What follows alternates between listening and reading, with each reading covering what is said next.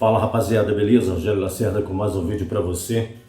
Semana passada terminamos nosso dissecando álbuns da banda Depeche Mode e a partir dessa semana eu vou fazer dissecando álbuns com álbuns aleatórios, álbuns clássicos, né? Cada semana de uma banda, sempre trazendo um álbum diferente de uma banda diferente, pra gente não ficar aí 4 meses, né? Fazendo dissecando de uma banda só. E hoje eu escolhi fazer o dissecando álbuns de um grande clássico do rock progressivo, da maior banda de rock progressiva do Canadá, Rush, com o disco de 1980, Moving Pictures. Os aficionados em rock progressivo conhecem muito bem esse disco, é o disco mais bem sucedido comercialmente falando dessa banda, né? E vamos falar um pouco da sua história. Você sabe, o Rush é formado pelo Geddy Lee no baixo, sintetizadores, pelo Alex Lifeson nas guitarras e o saudoso Neil Peart na bateria, um dos maiores bateristas de todos os tempos. Eu considero o melhor baterista de todos os tempos, inclusive no meu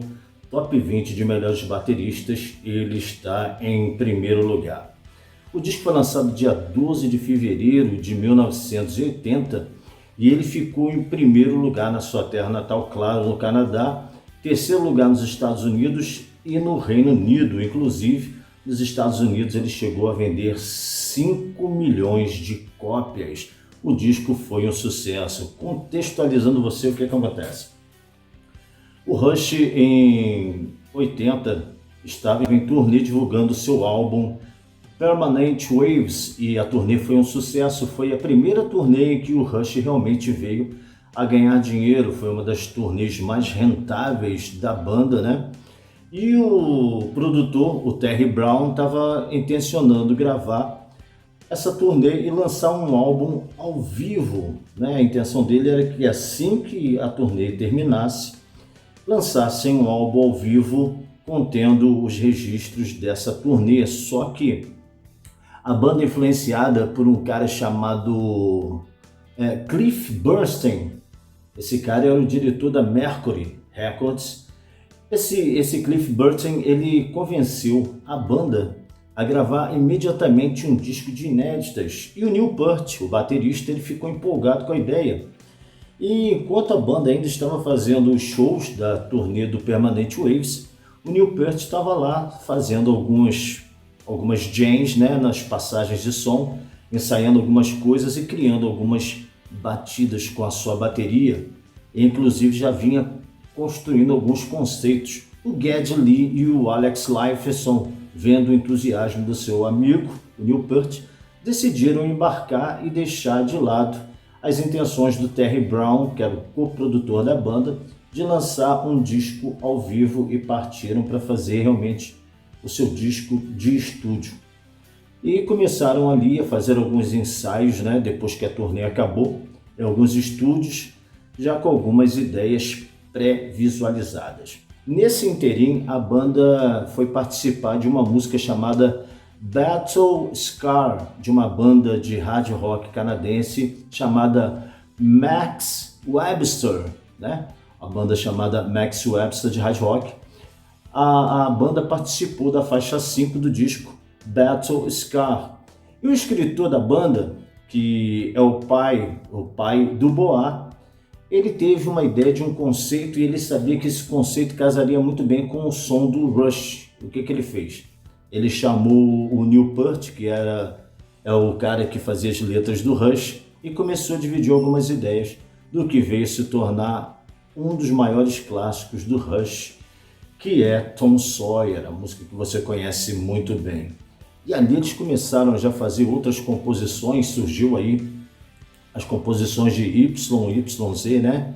YYZ, né? Também a composição de Limelight, de Camera Eye, mas isso a gente vai falar quando for falar das faixas. Quem fez o design gráfico do disco foi, mais uma vez, o grande Hugh Syme, que inclusive o Hugh Syme, ele também é músico e ele fez alguns riffs de sintetizadores que se tornaram a música, os riffs principais da música Witch Hunt. Sabia disso? Quem criou ali aquele riff de sintetizador do Witch Hunt foi exatamente o Hugh Syme, que é o designer gráfico que criou aquela capa icônica do Moving Pictures, você conhece a capa, né? Aquelas pessoas observando aqueles quadros ali, algumas pessoas, inclusive tem pessoas ali que são músicos, né? Que participaram de uma coisa ou outra com o Rush e estavam ali na parte de trás da capa. Você vê uma equipe de filmagem como se fosse um making-of ali da criação da capa, né? E o disco foi um disco que foi considerado pelo Geddy Lee como o primeiro disco em que o Neil Peart começa a fazer letras mais diretas, né, mais concisas. A partir desse disco, o Rush começou a fazer um som mais amigável ao rádio, né? O Rush fazia músicas gigantescas, com 15 minutos e por aí vai, você conhece muito bem. A partir desse disco, o Rush começou a fazer músicas bem pequenas e compactas, mas com toda aquela genialidade que você conhece. Inclusive foi o último disco, Moving Pictures, a trazer uma música com mais de 10 minutos, que é a The Camera Eye. Esse disco aí, na música Tom Sawyer, foi a primeira vez que o Geddy Lee usou um bass jazz, um Fender Jazz Bass. Foi criado em 1972, traz aquele som de baixo bem pesado, bem forte, bem grave ali em Tom Sawyer, né, que você conhece muito bem. Foi o primeiro disco a ser gravado digitalmente pelo Rush, inclusive eles tiveram algumas dificuldades de gravar algumas coisas, tanto que na gravação de Tom Sawyer, na hora de mixar, eles preferiram mixar manualmente, cada integrante ali cuidando das suas partes, dos fade-outs da música, porque eles estavam com dificuldade de utilizar o computador na hora da mixagem do disco. É interessante, né? O Neil Peart, na hora de gravar a bateria, ele usou um microfone colado no peito, um microfone de intensidade que capta com muito mais qualidade o som da bateria, cara. E inclusive esse microfone você consegue ver no videoclipe de Vital Signs, né? O videoclipe de Vital Signs, que é a última música do disco, você vê o Neil Peart com esse microfone colado no peito. E vamos aí às faixas do disco, faixas sensacionais, né, que você conhece. A primeira música que abre o disco é uma das poucas colaborações do Rush com outro músico, né, no caso aqui, o letrista do Max Webster, que é o pai do Boa, que ajudou o Neil Peart a criar a letra de Tom Sawyer, né, essa letra fantástica, dessa música fantástica. A música que tem uma batida muito interessante, cara. Os sintetizadores aí do Geddy Lee estão fantásticos. Ele usa um pedal de baixo, cara, sensacional. É uma música icônica. Aqui no Brasil você conhece essa música, porque essa música foi tema de abertura daquela série Profissão Perigo, do MacGyver. Tu lembra do MacGyver, Profissão Perigo? Quando começava com a música do Rush, Tom Sawyer. Uma música icônica que o planeta inteiro conhece, acredito eu, a não ser que você estava aí hibernando em algum sistema solar distante. Em seguida vem a música Red Barqueta. Red Barqueta, cara, é uma música fantástica também. A letra, mais uma vez, do Neil Peart. Ele se inspirou no livro do Richard S. Foster, no livro chamado Nice Morning Drive. Um livro meio utópico, né, que tem uma visão meio orwelliana, né, do Orwell, sobre uma sociedade em que as pessoas não poderiam passar de alguns limites, inclusive de velocidade. E a música fala sobre isso. E o Neil Peart se inspira no Ferrari 166 MM Barqueta. Tá aí o nome da música aí, Red Barqueta. É uma música muito bacana, você conhece muito bem. Também virou single além do Tom Sawyer, uma música da mais alta qualidade. Em seguida nós vamos para a música YYZ, né? YYZ, cara. Essa música é baseada, cara, no código Morse de YYZ. Aquela batida que o Neil Peart faz, ele faz em cima do toque do código Morse. Ele tirou isso, vou ter que ler isso aqui.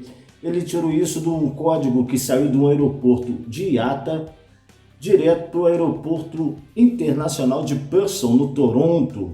Cara, olha a ideia dos caras, cara, olha a imaginação dos caras. Os caras pegarem o código Morse de YYZ, um código que eles pegaram de uma comunicação desses dois aeroportos, para fazer aquela batida, né? O Geddy Lee já tinha começado a fazer uns arranjos com baixo, e o Neil Peart, em cima desse código, foi fazendo com um andamento mais lento, em cima daquele arranjo, essa música, que inclusive ela concorreu ao Grammy de melhor performance instrumental da época. Infelizmente, não ganhou.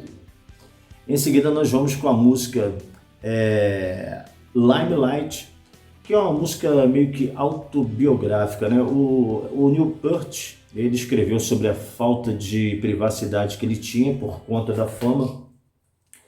Ele disse que se sentia observado o tempo todo e isso passou a incomodá-lo, né? Todo mundo quer fama, né? Quando a fama chega, o pessoal começa a reclamar e quer ficar recluso. Acontece com esses caras. E tem algumas frases interessantes em Limelight, que é uma frase que fala assim: vivendo sob a lente, olho de peixe, capturado pelo olho da câmera. É uma frase que tem nessa música, que faz referência à música que vem a seguir, que é The Camera Eye, aquela música que eu falei para você, que é a última música do Rush, a passar dos 10 minutos, né? O Rush, a partir do Moving Pictures, só lança música com formato menor. É uma música praticamente autobiográfica, em que o Neil Peart faz as suas reclamações sobre não poder viver a sua privacidade. Em seguida, nós vamos com a música... Em seguida, nós vamos para a música The Camera Eye. The Camera Eye, não oficialmente, é uma música que é composta de duas partes. Uma parte chamada New York e outra parte chamada London, que fala sobre os passeios que o Neil Peart fazia nesses lugares, né? Mas não oficialmente, porque oficialmente a música é chamada somente de The Camera Eye. E também vamos aí para a música que eu já falei para você, Witch Hunt, que é uma música muito interessante, né? Bacana demais. E a música que teve aí o seu riff principal criado pelo designer gráfico da banda, o Hugh Syme, viu? Que é músico também.